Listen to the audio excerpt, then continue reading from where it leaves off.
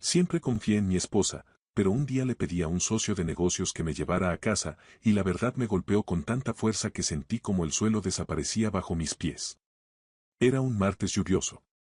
Mi coche se negó obstinadamente a arrancar justo cuando terminaba una larga sesión nocturna de estrategia en la oficina. Mi socio, Mark, se ofreció a llevarme. Cuando subí al asiento del copiloto de su lujoso SUV, percibí en el aire un aroma floral familiar, exactamente el mismo perfume que le había regalado a mi esposa Sarah por nuestro aniversario el mes pasado. Intenté convencerme de que era una simple coincidencia. Pero entonces lo vi, un pequeño pendiente plateado atrapado en el pliegue del asiento de cuero. Un pendiente que coincidía perfectamente con el par que Sarah decía haber perdido en el gimnasio 2 semanas antes. Permanecí en un silencio ensordecedor mientras Mark hablaba con naturalidad sobre nuestra próxima fusión empresarial. Mientras tanto, mi mente corría frenéticamente por cada reunión nocturna de club de lectura y cada turno extra que Sarah había mencionado últimamente. No dije una sola palabra. Simplemente guardé el pendiente en el bolsillo cuando Mark no miraba y fijé la vista en las luces de la calle que pasaban a toda velocidad. En ese momento comprendí que el hombre sentado a mi lado no era solo mi socio de negocios, era también quien ayudaba a mi esposa a desmantelar nuestro matrimonio de 12 años. La traición se sentía como una cuchilla fría y afilada retorciéndose en mi estómago. Pero sabía que reaccionar impulsivamente solo les daría tiempo para cubrir sus huellas. Durante años había atribuido nuestro éxito a la sólida e inquebrantable base de mi vida familiar, convencido de que Sarah era mi mayor apoyo. Mientras yo trabajaba jornadas de 18 horas para construir nuestra firma, fue ella quien me animó a incorporar a Mark como socio, asegurando que su visión era exactamente lo que necesitábamos para crecer. Ahora comprendía la verdad. Su recomendación no había nacido de la lógica empresarial, sino del deseo de mantener cerca a su amante y financiar su vida secreta con el capital que yo había ganado con tanto esfuerzo. Una oleada de náusea me recorrió al recordar las muchas cenas que habíamos compartido los tres. Las risas entre copas de vino caro, la forma en que Mark me daba palmadas en el hombro llamándome hermano. No era solo una aventura. Era una toma hostil de toda mi existencia. Y probablemente esperaban a que la fusión se concretara para expulsarme de la empresa y desaparecer hacia el atardecer con mi patrimonio y con mi dignidad. Cuando Mark finalmente me dejó en casa, observé cómo sus luces traseras se perdían en la distancia con una claridad que solo nace de la devastación absoluta. Entré en nuestra casa y encontré a Sarah sentada en el sofá, deslizando el dedo por su teléfono con la misma sonrisa inocente de siempre. Me preguntó cómo había ido la reunión. Por primera vez en nuestra relación, la miré y vi a una extraña. Le dije que había sido productiva y que Mark había sido de gran ayuda.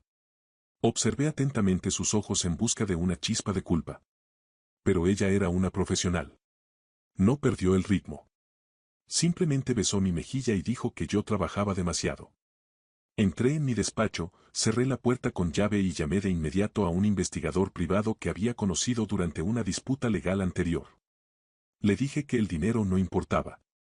Quería cada mensaje, cada ubicación registrada, cada movimiento que hubieran hecho a mis espaldas. No solo iba a divorciarme. Iba a asegurarme de que, cuando todo terminara, ni siquiera tendrían un banco de parque donde sentarse.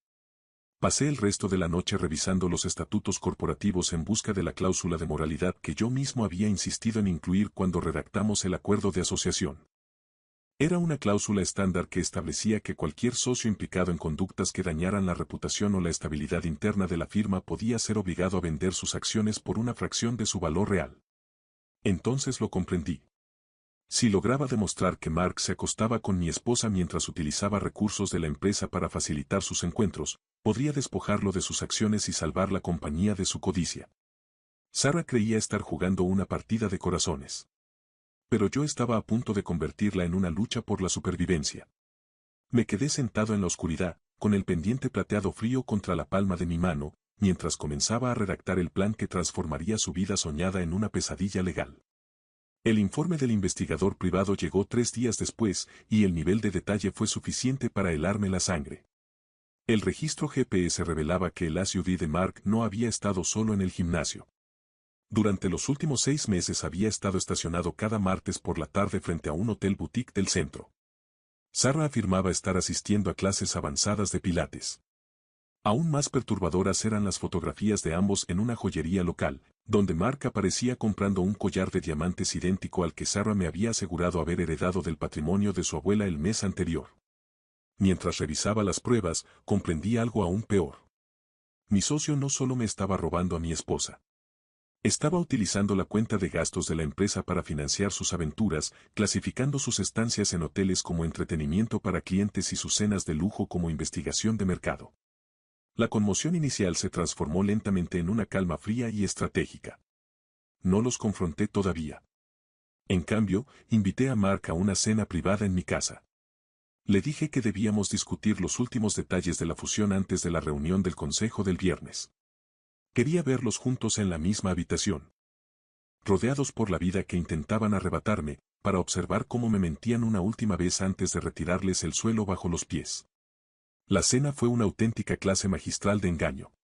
Sarah interpretó a la perfección el papel de esposa devota y Mark actuó como el socio leal y trabajador.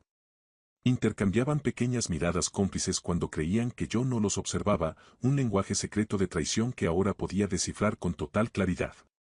Sarah sirvió la cena que yo había pagado, luciendo el collar que mi socio había comprado con el dinero de mi empresa. Y tuvo la audacia de brindar por nuestro futuro compartido. Yo permanecí allí, sosteniendo un vaso de agua, escuchándolos hablar de cómo la fusión lo cambiaría todo para nosotros. Tenían razón. Pero no en la forma que imaginaban. Después de cenar, llevé a Mark a mi despacho para revisar los documentos de la fusión. Pero en lugar del contrato, le entregué un sobre manila que contenía las fotografías del investigador y el informe detallado de los gastos corporativos. El silencio que siguió fue tan denso que parecía aplastar el aire de la habitación.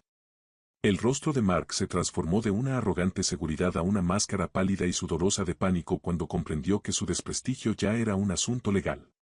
Intentó balbucear una explicación. Pero lo silencié con un simple gesto hacia la puerta, donde Sarah estaba de pie, paralizada de horror al darse cuenta de que el juego había terminado. Les dije que la reunión del consejo del viernes no trataría sobre una fusión. Sería una sesión de emergencia para activar la cláusula de moralidad y expulsar a Mark de la empresa sin compensación alguna. Sarah intentó correr hacia mí con lágrimas falsas en los ojos, suplicando que la escuchara y asegurando que Mark la había manipulado. No le permití tocarme. Simplemente señalé el pendiente plateado que había colocado sobre el escritorio. Le dije que la casa estaba a mi nombre. Que la empresa estaba ahora bajo mi control absoluto. Y que tenía exactamente 30 minutos para hacer una maleta y marcharse con su socio antes de que llegara la policía para registrar una denuncia por malversación corporativa. La expresión de shock absoluto en sus rostros fue lo más satisfactorio que había visto en mi vida. Habían pasado meses planeando mi caída. Pero olvidaron un detalle fundamental. Yo era quien había construido el sistema que intentaban manipular. La reunión del consejo el viernes por la mañana fue una auténtica masacre para la reputación profesional de Mark. Los directores votaron por unanimidad despojarlo de sus derechos y activar la cláusula de expulsión. Pero el golpe final llegó cuando mi investigador descubrió algo aún peor. Mark no solo se acostaba con mi esposa. La utilizaba para robar secretos comerciales y venderlos a nuestro mayor competidor como plan de respaldo. Sarah no era solo una esposa infiel. Había sido, sin saberlo, una espía corporativa. Cuando presenté la evidencia a las autoridades federales, el caso dejó de ser un simple divorcio escandaloso y se convirtió en una investigación por espionaje industrial. Mark pasó de planear una nueva vida a enfrentar una posible condena de 15 años en una prisión federal. Y Sarah terminó declarando contra el hombre por el que había destruido su matrimonio. El divorcio se resolvió con una rapidez quirúrgica. El juez, indignado por su fraude financiero y su intento de destruir mi sustento, me otorgó la casa, las propiedades vacacionales y gran parte de sus activos restantes como restitución. No sentí alegría al firmar los papeles finales. Sentí alivio. Como si una fiebre larga y agotadora finalmente hubiera cedido. Un mes después reestructuré la empresa, promoviendo a los empleados leales que Mark había relegado y construyendo una nueva cultura basada en la transparencia en lugar de la confianza ciega. Comprendí entonces que aquel viaje que pedí en un martes lluvioso no fue solo un trayecto a casa. Fue el vehículo que me sacó de una vida de ilusiones y me llevó hacia una realidad en la que, por fin, era el único arquitecto de mi destino. Hoy la empresa es más exitosa que nunca. El pendiente plateado sigue en un pequeño frasco sobre mi escritorio. No como recuerdo de la mujer que perdí, sino como una advertencia permanente, prestar atención a los pequeños detalles que otros pasan por alto. Sarah vive ahora en un pequeño apartamento alquilado, su nombre vetado de todos los círculos sociales y profesionales de la ciudad. Y Mark espera juicio. Su SUV de lujo ha sido reemplazado por un equipo legal que ya no puede permitirse. Yo, en cambio, vivo en paz. Porque la verdad no solo me sorprendió. Me salvó de pasar la vida construyendo un imperio para personas que esperaban pacientemente mi caída. Ahora miro el horizonte y solo veo oportunidades.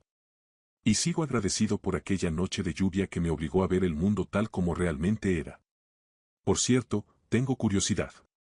¿Desde qué parte del país estás escuchando esta historia? ¿Y sabías que casi el 80% de nuestros espectadores aún no se ha suscrito? Si te ha gustado esta historia, no olvides presionar el botón de suscribirte.